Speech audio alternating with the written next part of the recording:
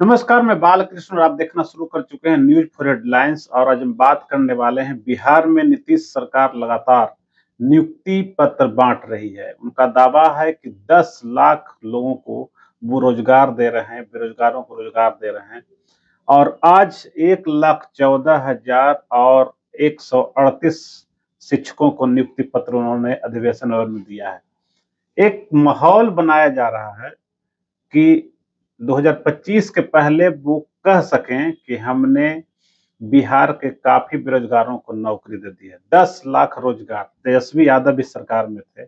उन्होंने भी दावा किया था कि रोज़गार देंगे। उन्होंने दिया या नहीं दिया, तेजस्वी और नीतीश के बीच एक रस्साकसी चल रही है कि आखिर जो रोज़गार दिया जा रहा है, जो सृजन किया गया है और जो नियुक्ति पत्र बाँटा जा रहा है, उसके दावेदार और हकदार और वो श्रेय आखिर किसको मिलेगा? मेरे साथ हैं एमके सिंह, हम इनसे चर्चा करेंगे। आप क्या मानते हैं सर? आपको लगता है कि बिहार में सही में नियुक्ति पत्र बाँटने की परंपरा जो शुरू की गई, वास्तविक में बेरोज़गार जो हैं, उन्हें रोज़गार मिल रहा है? 5.5 लाख टीचर को नौकरी देने का दावा सरकार करती है, पर ये बात सच नहीं है। 5.5 लाख में 3.5 लाख ऑलरेडी शिक्षक थे, नियोजित शिक्षक के नाम से उन्हें जाना जाता था। उसी का आज शायद आपने विज्ञापन देखा होगा, 1,14,000 शिक्षकों को नियुक्ति पत्र बाँटा जा रहा है। वो 3,50,000 में 2-3 चरण में सक्षमता परीक्षा हुई थी। पहले चरण में जितने लोग उत्तीर्ण हुए थे, उनमें से कुछ लोगों का कुछ डॉक्यूमेंटेशन का प्रॉब्लम होने से कुछ 1,87,000 लोग उत्तीर्ण हुए थे। उसमें से 1,14,000 को नियुक्ति पत्र बाँट रहे हैं। अगले चरण में 65,000 लोग और उत्तीर्ण हुए हैं और कुछ 1 लाख लोगों ने परीक्षा देने से मना कर दिया। तो 3.5 लाख लोग नियोजित शिक्षक थे। उसमें से सरकार उसको काउंट करती है कि मैं 3.5 लाख को भी वो जॉब दिया हूँ। पर हाँ, सच में सरकार ने 2 लाख जॉब दिया है, जो बीपीएससी के थ्रू जो टीचर का बहाली हुआ था, उसमें कुल 1,88,000 लोग फ्रेश थे, लगभग 2,15,000 लोग रिक्रूट किए गए थे, जिसमें से कुछ 30,000 कॉमन थे, मतलब जो नियोजित शिक्षक थे, वो भी बीपीएससी परीक्षा पास किए थे। तो कुल मिला के आंकड़ा 2 लाख का है। 2 लाख का नियुक्ति हुआ है। नियोजित शिक्षकों का मैं कोई नियुक्ति नहीं मानता। उनका पहले से 40,000 वेतन मिलता था, अब 40,000 ही वेतन मिलेगा। खाली अब वो भी सरकार से ही पहले पाते थे, अभी भी सरकार से पाते हैं। पर अब उसमें बोलेंगे कि भई राज्यकर्मी है, ये है, वो है, वो सरकार की जो भी पॉलिसी है। पर वो ऑलरेडी एम्प्लॉयड थे, वो 10 साल से नौकरी कर रहे हैं। 2003 से लेके 2022 तक के बीच में जितनी नियुक्तियाँ हुई थी नियोजित शिक्षक का, उन सबको परमानेंट कर रहे हैं। परमानेंट क्या, जो कोई खुद ही 10-15 साल से नौकरी कर रहा था, वो परमानेंट ही था। पर आप तो जानते हैं ना, पॉलिटिशियंस को अपना पॉलिटिक्स भी तो बचाना होता है। तो पॉलिटिशियंस बेसिकली चीज़ों को बढ़ा-चढ़ा के बोलते हैं। अच्छा, परमानेंट भी है, वो परमानेंट नहीं जो आज से 20 साल पहले जो परमानेंट नौकरी होता था, हाँ। वो नहीं, सारी सुविधाएँ नहीं मिलती हैं। एक टर्म एंड कंडीशन के आधार पे इनको परमानेंट किया जा रहा है। सारी सुविधाएँ पहले जैसे नहीं है, जितने भी लोगों को वो तो नियुक्त किया जा रहा है। कॉम्प्लेक्सिटी मुझे नहीं पता है कि उन्होंने क्या टर्म एंड कंडीशन रखा, उनकी अलग कॉम्प्लेक्सिटी है। पर ऑलरेडी प्लेस्ड थे, उनको ऑलरेडी 40,000 रुपए हाँ, वो सैलरी काम मिलता कर रहे था थे। और उनको नियुक्ति पत्र बाँट के वो थोड़ा ये कोई एक चेक पॉइंट होना चाहिए। सीबीआई, ईडी ब जितने भी सीआईडी, ये सब डिपार्टमेंट्स हो, उनको चेक पॉइंट रखना चाहिए कि ये सरकार जो कह रही है, पर सभी सरकार से तो बंधे हैं ना, इसलिए कुछ शायद बोलते नहीं हैं। हम और आप सबको पता है वो 2 लाख को बढ़ा के एग्ज़ैक्टली 1,88,000 हुँ। 1,88,000 को सरकार बढ़ा के 5.5 लाख बोल रही है। तो थोड़ा इस तरीके से वो करते हैं। हर तरह की नियुक्तियों में बोलते हैं, हर मुद्दे पे थोड़ा बढ़ा के बोलते हैं। अब बात रही कि ये क्रेडिट लिए जा रहे हैं, नीतीश कुमार क्रेडिट लिए जा रहे हैं, तेजस्वी यादव क्रेडिट लिए जा रहे हैं। अब सब लोग पूछ जानना चाहते हैं कि ये क्रेडिट किसको जाना चाहिए? हुँ। एकदम पिछले बार जो इलेक्शन हुआ था 2020 में अलग-अलग चुनाव लड़े थे। तेजस्वी यादव का जो महागठबंधन था और नीतीश कुमार और बीजेपी का जो एनडीए गठबंधन था, दोनों में ये जो नौकरी देने का 10 लाख जो प्रावधान था, वो ऑब्वियसली महागठबंधन का था। सत सरकार में वो लोग आ गए। सरकार में आने के बाद भी उन्होंने नौकरियाँ नहीं दी। लेकिन सरकार में आने के बाद जब दोबारा नीतीश कुमार बीजेपी से हट के और आरजेडी से नया गठबंधन उन्होंने बनाया था, 17 महीने की सरकार चली थी। ये सारा कुछ सरकारी नौकरियों का आवंटन शायद उसी टाइम में शुरू होता है। तो ये मुझे आप पूरा कहना चाहते हैं कि बीजेपी और नीतीश कुमार जब दोनों साथ में नहीं थे, किए थे वो तो लोग। उनकी मंशा नहीं थी उनका नियुक्ति उनका एजेंडा भी नहीं था कि 10 लाख नौकरी देना। एजेंडा तो ये महागठबंधन का और आरजेडी का था। तो उन्होंने बेसिकली अब तेजस्वी यादव के प्रेशर में आया नीतीश कुमार।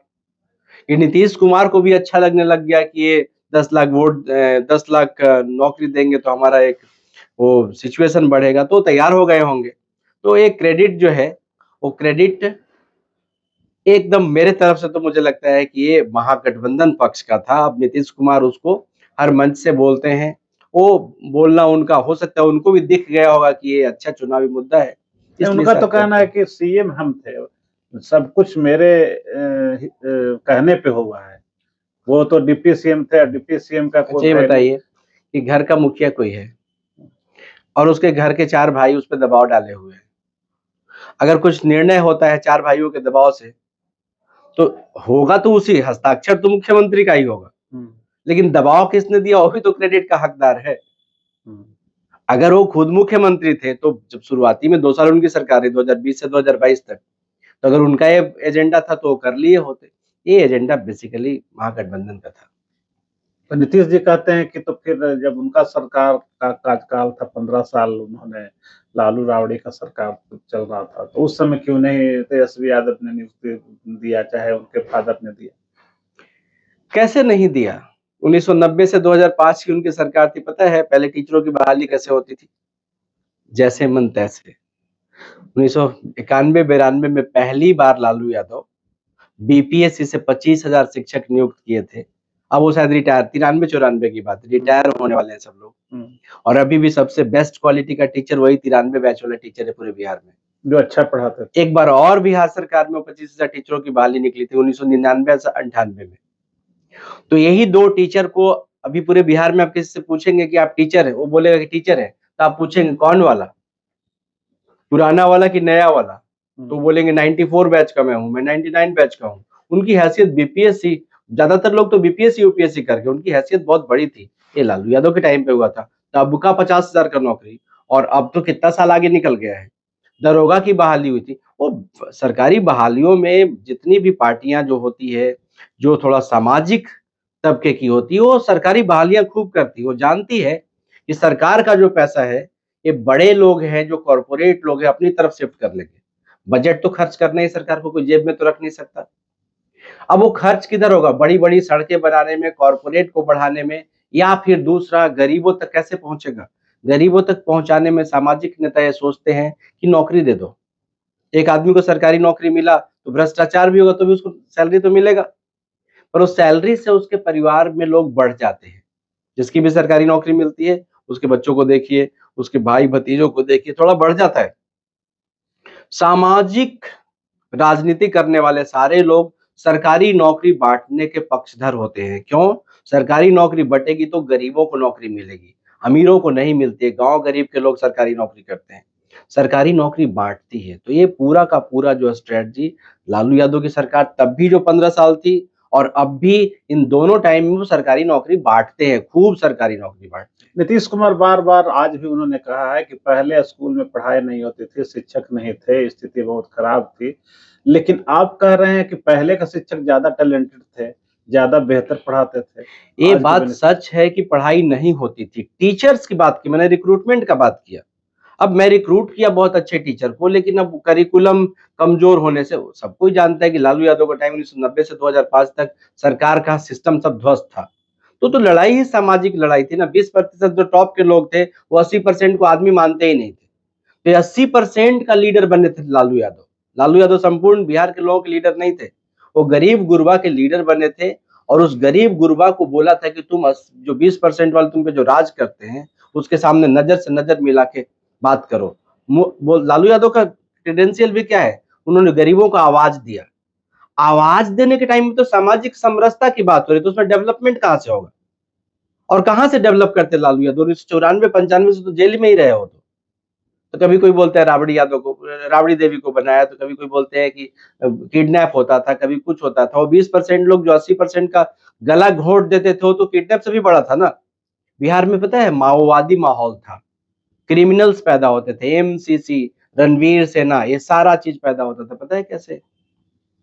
वो अत्याचार से। आज नहीं हो गया है, आज कॉमर्शियल वर्ल्ड में 80% आबादी आज भी गरीब है पूरे भारत में, उनकी मासिक आमदनी बहुत कम है। अब कॉर्पोरेट वाले क्या कहते हैं, गरीब है क्योंकि कमाता नहीं है। ये बात सच है क्या? वो कमाता तो है, उसका हक लूट लेता है ना कोई।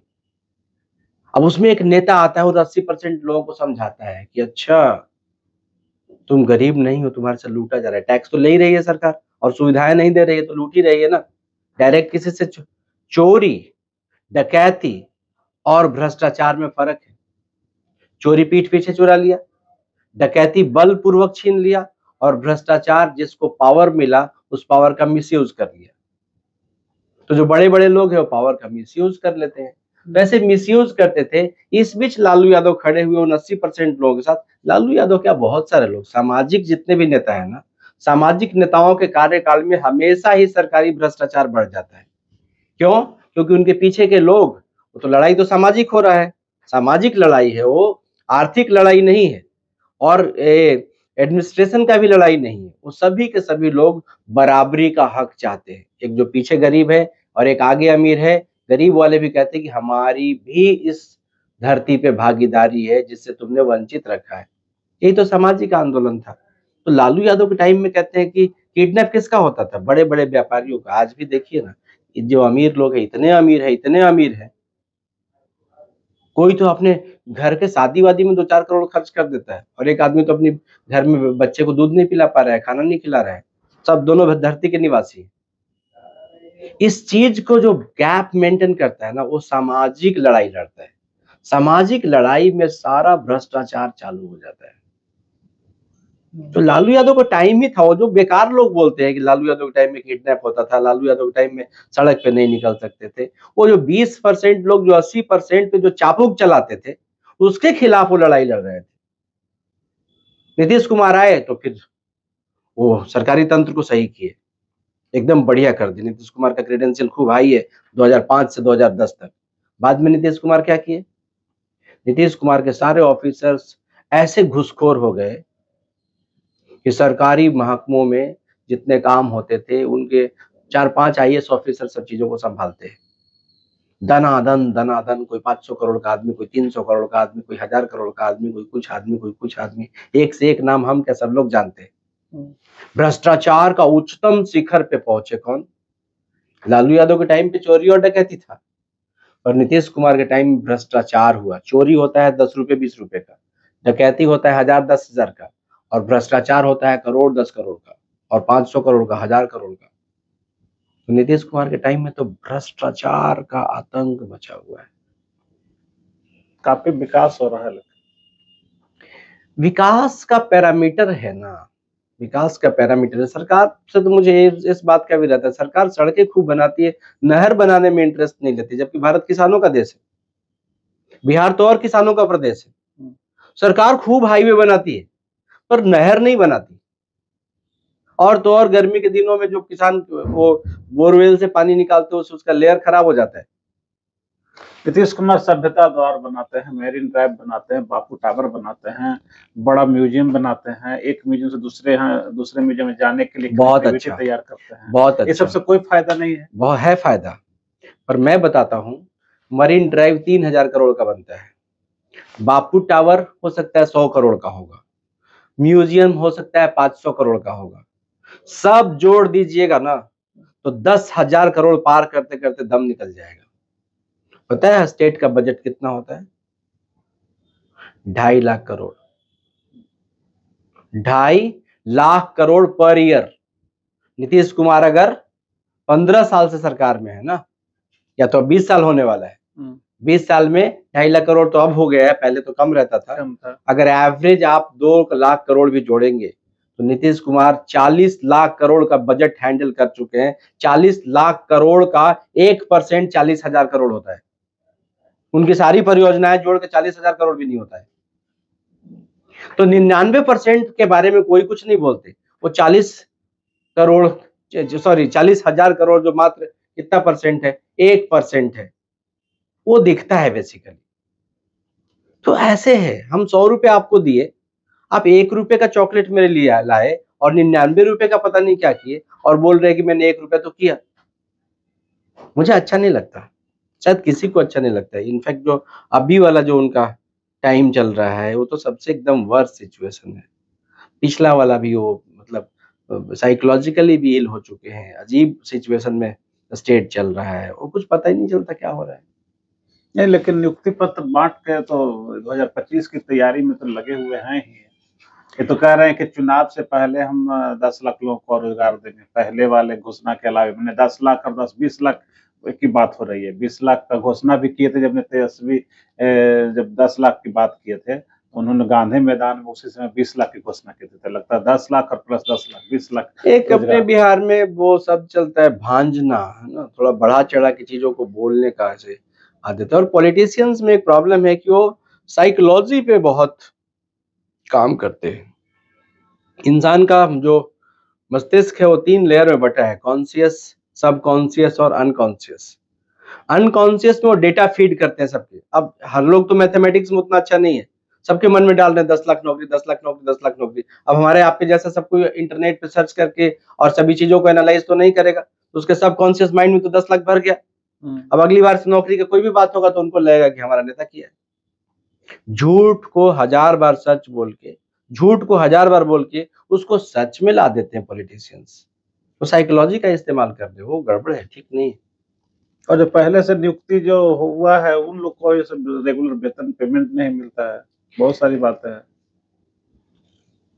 आप गाँव में जाएँगे, कोई भी आदमी आदमी थोड़ा भी सक्षम है, तो वो प्राइवेट स्कूल की तरफ रुख क्यों कर रहा है? इसका मतलब कि इनके सरकारी विद्यालय ठीक नहीं है। वो टीचरों की बहाली करे पर तंत्र बना ही नहीं रहे हैं। हर साल नया-नया विद्यालय खुल रहा सरकारी। वो टीचर का मैनेजमेंट नहीं करते। टीचर का जो उनके ऊपर ऑफिसर्स बीईओ हैं, डीईओ हैं, वो सभी के सभी वो उनका उनका एक्सपीरियंस ही नहीं है टीचिंग का। इनके जो टीचर्स बहाल हुए हैं, इनके टीचर्स को टीचिंग का वो एक्सपीरियंस नहीं है, वो ट्रेनिंग अच्छा नहीं है। अभी आप डीएवी के टीचर्स को देख लीजिए, डीपीएस के टीचर्स को देख लीजिए, मिशनरी स्कूल के टीचर्स को देखिए, साल में 4 बार 5 बार ट्रेनिंग करते हो। लेकिन इनके टीचरों को ट्रेनिंग ही नहीं है और टीचर का भी दोष नहीं है इसमें। टीचर को जो मैनेज करने वाला डीओ है, डीओ को मैनेज करने वाला आरडीडी है, आरडीडी को मैनेज करने वाला है। इनका तंत्र अच्छा नहीं है। अभी तंत्र को ठीक करने का कोशिश किया था इन्होंने, केके पाठक ने। केके पाठक के बाद अभी एस सिद्धार्थ है, वो भी तंत्र को ठीक कर रहे हैं। अभी सरकारी स्कूलों में भी अटेंडेंस ठीक हो गया है। टीचरों को अटेंडेंस लगता है उससे ऑनलाइन बायोमेट्रिक से। स्टूडेंट्स का भी इन लोगों ने अटेंडेंस कर दिया है एकदम से ऑनलाइन। ये सब चीजें ठीक हो गई है, पर इससे शिक्षा ठीक हो जाएगा क्या? शिक्षा बहुत कॉम्प्लेक्स चीज है। अभी तो ये लोग इसी पॉइंट पे पहुंचे कि मेरा विद्यालय खुला है, मेरे विद्यालय में टीचर टाइम पे पहुंच गए, मेरे विद्यालय में स्टूडेंट्स भी पहुंच गए हैं, मेरे विद्यालय में मिड डे मील मिलता है, लेकिन अभी विद्यार्थियों का असेसमेंट इनका अच्छा नहीं है। आउटकम दिखाना पड़ेगा इनको। इनका अभी तंत्र सुधरने में बहुत टाइम लगेगा। कोई स्ट्रक्चर नहीं है। टीचर के ऊपर उनको गाइड करने वाला हेडमास्टर, हेडमास्टर के ऊपर उनको गाइड करने वाला डिस्ट्रिक्ट एजुकेशनल ऑफिसर, कोई भी एकेडमिशियन नहीं है। 42,000 स्पेशल हेडमास्टर की नियुक्ति होनी है। वो 42,000 स्पेशल हेडमास्टर्स भी इनके पुराने टीचर्स हैं। पहले से टीचिंग कर रहे वो टीचिंग थे, वो नियोजित शिक्षक ही तो प्रधान शिक्षक वाला परीक्षा पास किए हैं। वो आउटसाइडर के लिए था ही नहीं। तो तंत्र को ठीक करने के लिए ही उनको जिम्मेवारी दी जाएगी। वो तंत्र को ठीक करने के लिए कैसे देंगे? जब आप खुद ही एक्सपर्ट नहीं है तो तंत्र को कैसे ठीक करेंगे? एक एजुकेशन सिस्टम जो होता है ना, बहुत कई लेयर में बटा हुआ होता है। हम भी टीचर हैं, हम तो आईआईटी की कोचिंग पढ़ाते हैं। वो तंत्र में ऐसा कॉम्प्लेक्सिटी है कि जब तक हायरार्की नहीं बना रहेगा, एकेडमिशियंस, एक ब्यूरोक्रेट भी एडमिनिस्ट्रेशन तो मैनेज कर लेगा, लेकिन एजुकेशन मैनेज नहीं कर सकता। इनके जो बीईओ हैं, इनके डीईओ हैं, ये सब भी कौन है? ये सब एडमिनिस्ट्रेटर हैं, कोई एकेडमिशियन नहीं है। इनके तंत्र में एकेडमिशियन है ही नहीं। इनके तंत्र को एक छोटा सा स्कूल हरा देगा। डीएवी का एक छोटा सा ब्रांच इनके तंत्र को 10 गुना का फर्क है एक स्कूल और एक प्राइवेट स्कूल का। प्राइवेट स्कूल तो भी तो कई बदनाम है, लेकिन जो तंत्र वाला प्राइवेट स्कूल है, जैसे सरस्वती विद्या मंदिर है, डीएवी है, जितने स्कूल चेन वाले हैं, जिनमें हजारों स्कूलों का चेन है, उनका एक सिस्टम बना हुआ है एजुकेशन का। उस एजुकेशन के सिस्टम में कहीं फिट नहीं बैठते। आप किसी स्कूल में जाके उनका जरा सा टेस्ट ले लीजिए बच्चों का। 5वीं क्लास में बच्चों को टेस्ट लेंगे, तीसरी क्लास का लेवल नहीं मिलेगा। 2-4 बच्चे सरकारी स्कूल में भी तेज होते हैं, लेकिन हम मास लेवल के बच्चों की बात कर रहे हैं। 8वीं क्लास के बच्चों में जाएंगे, हो सकता है कई लोगों को लिखना नहीं आता हो। मिड डे मील चल रहा है, अटेंडेंस चल रहा है, तो कहां से शिक्षा सुधर रहा है? वो नीतीश कुमार झूठ बोलते हैं। नीतीश कुमार को ही मैं क्यों बोलूं? मोस्ट ऑफ द पॉलिटिशियन जान गए हैं कि जनता बेवकूफ है, इनको झूठ बोल के इनमें अपना पोजीशन बनाओ और नहीं तो ये वोट नहीं देंगे। इनफैक्ट जनता की भी गलती है, जनता को भी पहचान नहीं है कि किसको राइट रखना है, किसको रॉन्ग रखना है। जनता के सामने तो जो प्रस्ताव देता है वो उसी के हिसाब से वो अपना दिमाग सेट करते हैं। वो बेसिकली हारे हुए लोग हैं, हारा हुआ लोग का क्या रहेगा अपना। अब प्रशांत किशोर राय कहे कि हम शराब खोल देंगे और उसका पैसा आएगा, उसको शिक्षा के स्तर को सुधारने में लगाए। उनका तो एक अलग तो ही जनता के सामने तो ऑप्शन आता है नहीं, उनका एक अलग ही, उनपे भी जैसे विश्वास लोगों को क्यों हो, मतलब उनको भी लगता होगा कि बाकी लोग भी ऐसे ही बोलते थे, भी ऐसे ही बोल रहे हैं। पुराना क्रेडेंशियल कोई उनका शिक्षाविद का था नहीं, पुराना क्रेडेंशियल उनका कोई समाज सेवी का था नहीं, उनका क्रेडेंशियल तो एक कॉर्पोरेट टाइप का इलेक्शन मैनेजमेंट का था, तो उनपे भी लोगों ने विश्वास नहीं किया। उनको भी साबित करना पड़ेगा कि मैं जो बोल रहा हूँ सब सच बोल रहा हूँ। उनपे एक ये भी प्रभाव पड़ा होगा क्योंकि अरविंद केजरीवाल का भी एपिसोड हो चुका है। अरविंद केजरीवाल क्या क्या बोले थे, बाद में पता चला कि आरएसएस वालों ने उनको आगे किया था। अच्छा। उनको मालूम था कि बीजेपी नहीं जीत सकती शीला दीक्षित से दिल्ली में, तो किसी थर्ड पर्सन को खड़ा करना पड़ेगा और थर्ड पर्सन ही शीला दीक्षित को हराएगा, बाद में जो हराएगा उसको हम हरा लेंगे। और वो कर भी रहे हैं। अरविंद केजरीवाल को प्रमोट किया और अरविंद केजरीवाल शीला दीक्षित को हरा दिए, एक नया मुद्दा लेके आया करप्शन का, और अब बीजेपी अरविंद केजरीवाल को खाने में लगी हुई है, जेल में भी डाल दिया। तो क्या पता कि प्रशांत किशोर इंडिपेंडेंट चुनाव लड़ रहे हैं कि प्रशांत किशोर को भी बीजेपी आरएसएस खड़ा कर रही है कि भाई बिहार में इनका गठबंधन है, महागठबंधन है, ये है वो है, जातियों में बटा हुआ वोट है, तो हम तो नहीं कर सकते, किसी और को खड़ा करा देते, बाद में इसको खा जाएंगे। बहुत तंत्र है, बहुत तंत्र है, और पर्दे के पीछे क्या बातचीत चल रहा है किसी को पता नहीं चलेगा। मैं और आप कमरे के अंदर क्या बात कर रहा हूँ, क्या डील कर रहा हूँ, ये दुनिया का कोई ताकत नहीं है पता कर सकता है। तो प्रशांत किशोर सच में इंडिपेंडेंट हो बिहार सुधारना चाहते हैं क्या? प्रशांत किशोर के पीछे बीजेपी आरएसएस लगी हुई है क्या? प्रशांत किशोर के पीछे कोई कॉर्पोरेट लगा हुआ है क्या? बहुत संभावना है। तो प्रशांत किशोर पे यकीन लोगों को पता है कब होगा? समय इनका असली चेहरा बताएगा। अगर अच्छे निकले, प्योर निकले, तो प्रशांत किशोर को आज न कल पब्लिक चुन लेगी। पब्लिक भी ढूंढती है, जब कुछ नहीं मिलता तो फ्रस्ट्रेशन में बोलता है कि सब बेकार। आधे लोग तो वोट देने नहीं जाते, वोट के दिन तो कोई ऑफिस खुला नहीं है, सबका नियर बाई बूथ रहता है, पर आधे लोग इंटरेस्टेड नहीं है वोट देने में। क्यों? कोई होप नहीं है। सब जितने भी जो इलेक्शन लड़ते हैं, मोस्ट ऑफ द लोग तो क्या है, कोई बिजनेसमैन है, कोई 10 करोड़ का मालिक है, कोई 100 करोड़ का मालिक है, गुंडा था पे, उसका बैकग्राउंड देखेंगे तो अच्छा नहीं था। पर पब्लिक क्या सोचती? पब्लिक सोचती है कि चलो ठीक है, कोई ऑप्शन ही नहीं है तो जिंदा। सब तो कैटेगराइज्ड है, कोई इस सदस्य, इस पार्टी का सदस्य है, कोई उस पार्टी का सदस्य है, कोई राम भक्त है, कोई लालू यादव के भक्त हैं, कोई नीतीश कुमार के भक्त हैं, कोई इसके भक्त हैं। सब अपने अपने हिसाब से जाके वो वोट दे आते हैं। और वोट भी दे आते हैं क्या, उनका जो पोलिंग एजेंट रहता है उनको गाड़ियों में भर के ले जाता है। ऐसे तो वोटिंग सिस्टम हो गया। कुल मिला के मैं ये बोलना चाहता हूँ कि ये जो सरकार जो आंकड़ा पेश करती है, उन आंकड़ों का फिल्ट्रेशन, हम और आप तो कॉमन मैन है, थोड़ा थोड़ा इंफॉर्मेशन इंटरनेट से लेके मैच और मिसमैच करते हैं, लेकिन सरकार के पूरे जो आंकड़े हैं वो तो हम और आप देख भी नहीं सकते। इसी के लिए बनता है ईडी, सीबीआई, सीआईडी। करती क्या है? सब सरकार के वो बन गए हैं, सरकार के पालतू बन गए हैं सब। इसका दुरुपयोग हो रहा है, भयंकर दुरुपयोग है। भ्रष्टाचार क्या है? आपने जिसको राजा बनाया वो उसने पावर का मिसयूज कर लिया, आपको पता भी नहीं चलेगा। चोरी करने के लिए तो मुझे आपसे कुछ छीनना है, डकैती के लिए आपसे हमको बलपूर्वक छीनना है, और भ्रष्टाचार तो आपने मुझे राजा बनाया और मैं उसमें अपना मिसयूज कर लिया। इस तरीके की बात है। तो कुल मिलाकर कहा जा सकता है कि जो सरकार वादा जो करती है और उसके आंकड़े को तोड़ मरोड़ कर पेश किया जाता है और जनता दिग्भ्रमित रहती है। हम इसी टॉपिक पे और किसी टॉपिक पे बात करेंगे, तब तक हम लोगों को दीजिए इजाजत। नमस्कार। अगर आपको ये खबर अच्छी लगी तो चैनल को सब्सक्राइब करना नहीं भूलें और बेल आइकन जरूर दबाएं।